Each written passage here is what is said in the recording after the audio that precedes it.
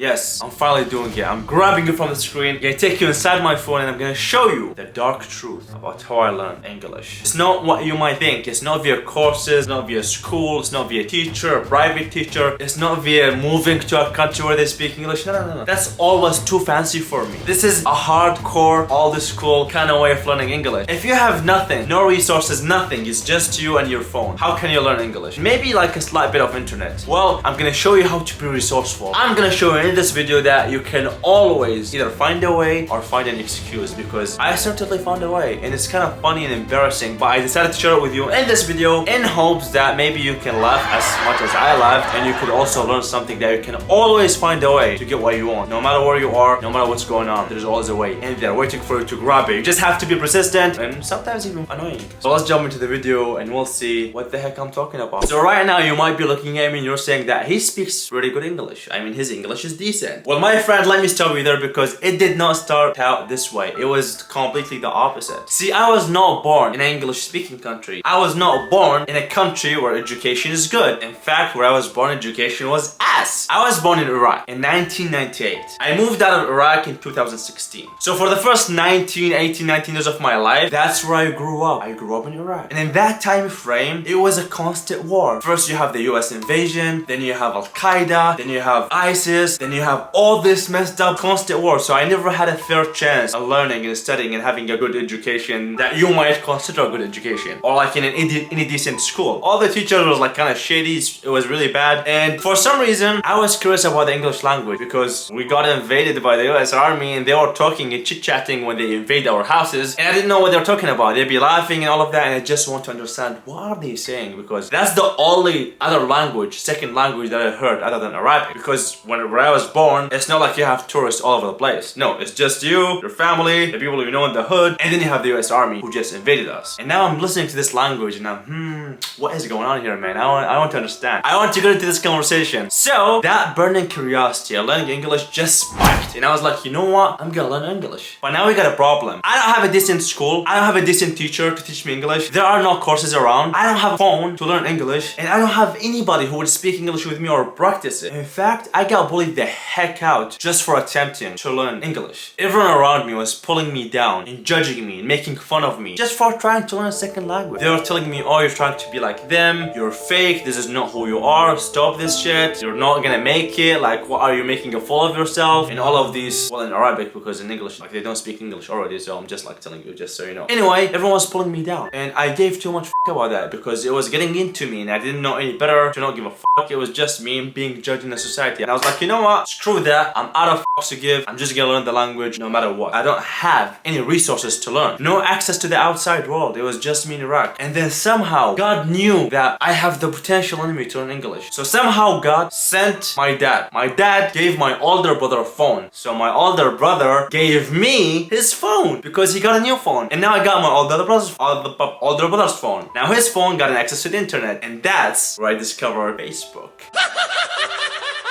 And then I became the most annoying Facebook user the world has ever known. So I got access to Facebook. That was around 2014, 2015. And then I was like, okay, so let's figure out what is Facebook all about. And I found out that I can get access to basically anywhere in the world. I can just connect with people from anywhere in the world. And I was like, so if I want to learn English, where should I learn English? Well, let's go to people who speak English. So I go to the search and I just searched for everyone who does not speak Arabic. I didn't know then, like anyone who doesn't speak Arabic, literally. That's what I was like searching for. Like every name that doesn't look Arabic, I was like, let me send them a friend request, and chances are they speak English. I didn't consider like the other languages in the world. I just considered that if they're not speaking Arabic, most likely they're speaking English. So I've been sending friend requests to everybody. I would just like put the location, for example, the United States or like Canada or like these countries, and I would just send like different friend requests, and I got blocked for like 90% of them. But there's always that 10% like me, who are as idiots as me, who are just open to connect with people, who accepted my friend requests. And then we connected, they accept my friend request, sometimes they don't, they just don't block me, which is amazing, so thank you for not blocking me. And then, when that happens, I have all I need to learn English. Me, someone else who potentially speaks English. That's all I needed, and that's where the magic happens. So I have my phone right here, I'm gonna pull up the conversations, and I'm gonna put them somewhere on the screen where you can see them as well. And we're gonna look at them together and we'll see what I mean by freaky, arrest-worthy conversation. But you know, you have to play the cards that you're dealt. Let's go. This is the first one. So you can see, see, this is on the 6th of January 2014. This is way back. This is when I first got into Facebook. Her name was Claudine Gonzalez. I would say she's Spanish. I don't know whether Gonzalez, probably Spanish. And you can see the first message is, "Hey girl,"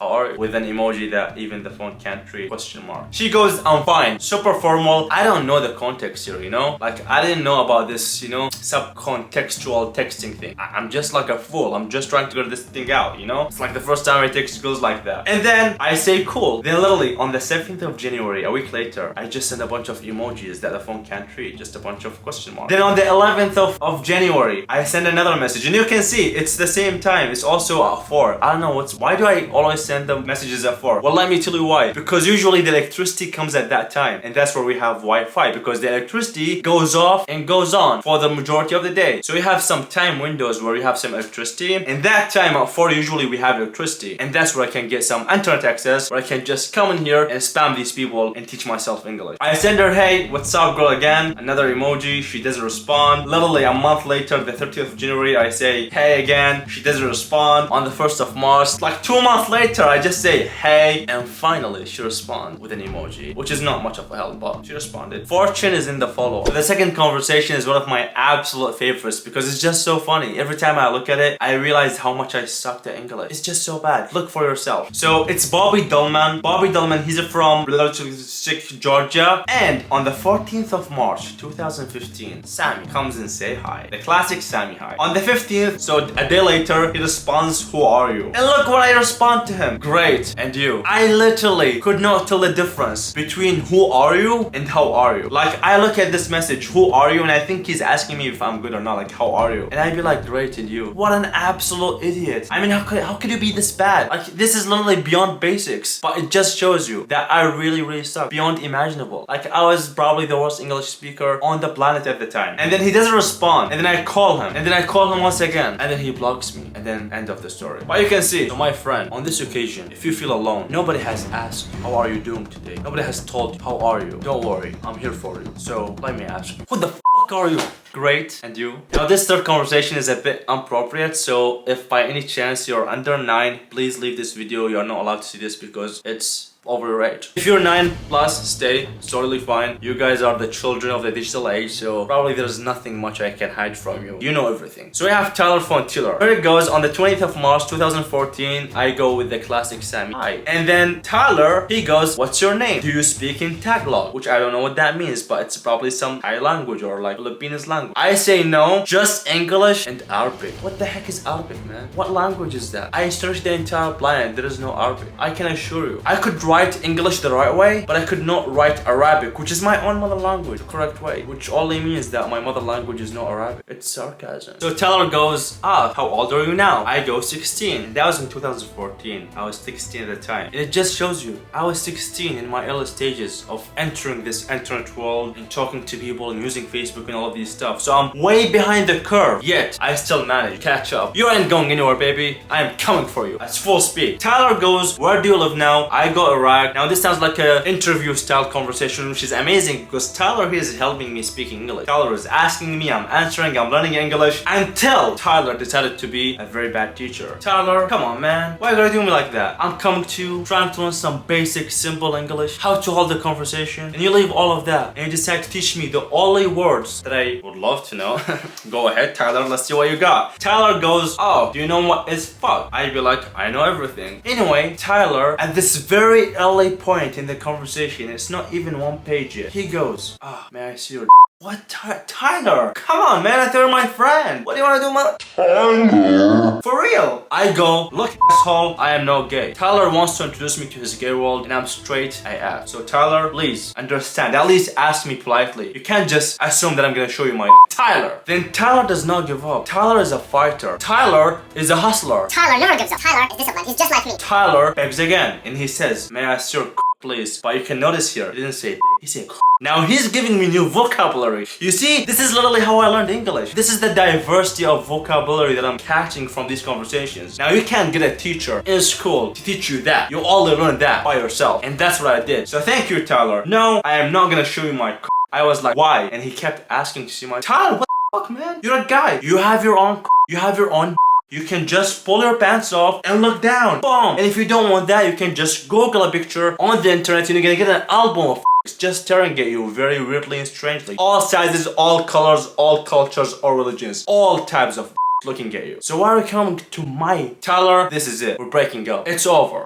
Now this conversation is probably the oldest conversation in all of them. It's on the 14th of November 2013. I go to Alex Chitin. I say hi. He never replies. And Alex is like a famous bodybuilder probably at the time. And I didn't know that. I just assumed that if I text Alex, Alex gonna reply. But Alex is so famous, he doesn't reply to his own family. Like, what am I trying to do here, man? But that just shows you that I didn't really care who I'm sending a message. As long as they did not have an Arabic name, they're qualified. Because I would just look, they don't have an Arabic name, they probably speak something other than Arabic. Chances are it's English. Hopefully it's English. Bingo. And I send the messages, bum bum bum. Whatever hits I get, I start a conversation with. And bully the English out of them and learn it. Hardcore, baby. No excuses. Now look at this conversation. Look at my writing style. I'm getting better. But yet, it just shows you how much I suck on so many levels. I go ask this guy, ask him about his age. He asked me about my age. I go, I'm 16. He goes, oh nice. I be like, what about you? You see, I wrote the what about you in the correct way. It's nice. It's elegant. He goes, 19. Where are you from? I go, oh cool. I respond, Salahuddin. And he goes, where is that? And now this is the funny moment. I say Nair, Baghdad. Nair? What is Nair? Sam, what the heck is Nair? Where did you bring that word from? How did he even... He goes, what? I repeat. I don't even question my own disabled English. I literally insist, believing that what I wrote is right. Not even second thinking it. I go, Nair, the capital of Iraq. I changed Baghdad. I explained Baghdad as the capital of Iraq, but I did not rethink the Nair, which should be near. Like Nair, like I just was so confident. That is just ridiculous. Like blind confidence at its peak. He goes, what is Nair? He had to, he did not even understand it in the context. He was like, what is Nair? Like, what do you mean Nair? He got confused. He got mind. I literally did not know what to say. I just didn't know what to reply because I did not know what was wrong and I did not know how to explain to him Nair, which was supposed to be near. And I just go, lol,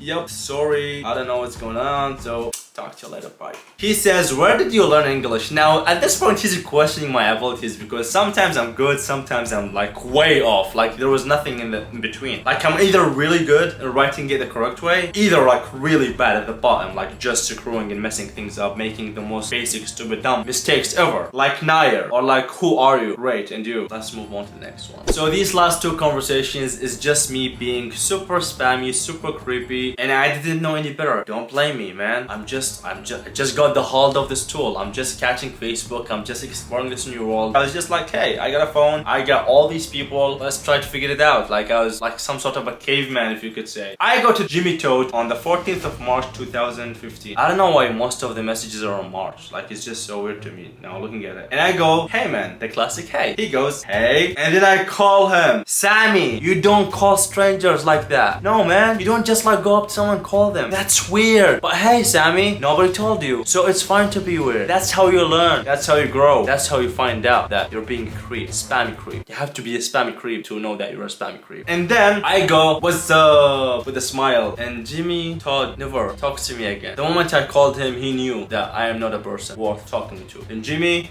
you're wrong. Jimmy. Jimmy. You don't want to talk to me, Jimmy? So what, Jimmy? Screw you, Jimmy. Jimmy suck. I'm sorry, Jimmy. I think you did the right thing. I hope one day we meet and you're gonna talk to me and I'm not gonna spam you with calls. My kids will. Now, this last conversation is probably the creepiest. It was just straight maxed out creep guy, spammer, stranger on the internet that you just want to block right away. And I go to Nana Cornell and I just take a mirror selfie where selfies were just kind of getting attraction on Instagram and everyone's taking a selfie. I take a mirror selfie and I go with the classic Sammy. Hey! She's like, lol, really? Like really, bro? Like, for real? Like, are you kidding me right now? Like, did you just do that? Did you just send a picture of yourself with a hi? Like, who does that? And I be like, no, fake.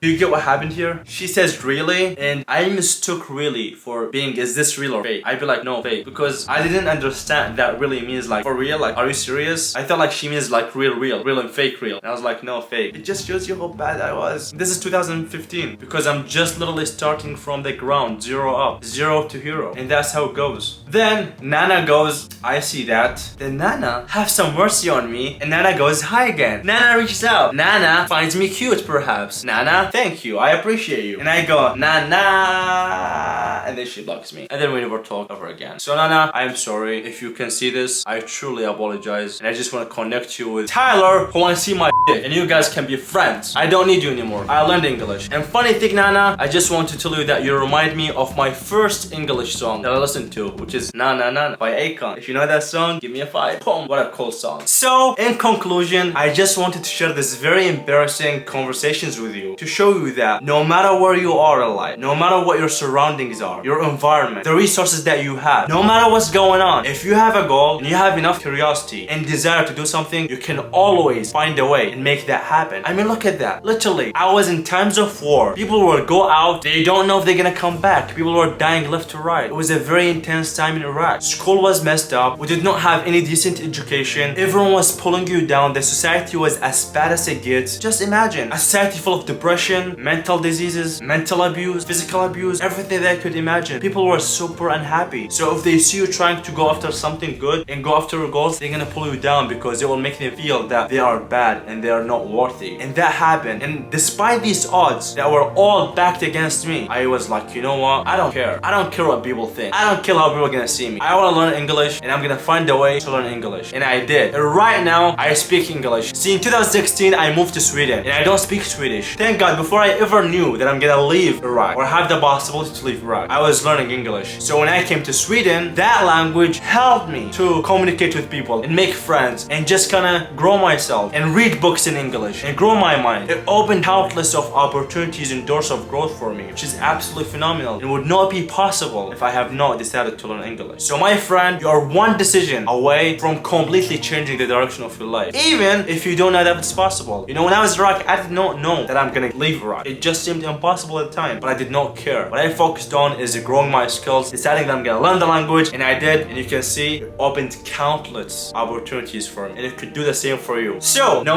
matter what you're trying to do, whether it's learning a language or, I don't know, following a career, achieving some sort of goal, doing a bold move, whatever you're trying to get or do right now in your life, and you're afraid that people are gonna judge you, you're afraid that you don't have the resources, you don't have the camera to start the channel, you don't have the, I don't know, the good teachers to pass the exam, you don't have the, whatever the excuse that you have. See, you will never start in a perfect situation. You will always have a lack of something. Sometimes you like a lot more than others. Sometimes you don't. Regardless of the case, you have to play the cards that life gives you, no matter what. Do or die, no excuses. And that's what I did. I proved that it works. And I'm just here, an example to show you that you can do whatever you want as long as you persist and you keep going and you find a way and you become like Tyler, but don't ask for pics. More like ask for achieving your goal. Stay persistent, even if you have to beg life with action to achieve your goal. On that note, thank you for watching. Gracias, mi amor. I love you, and I see you in the next video. Bella, ciao, ciao. Bella.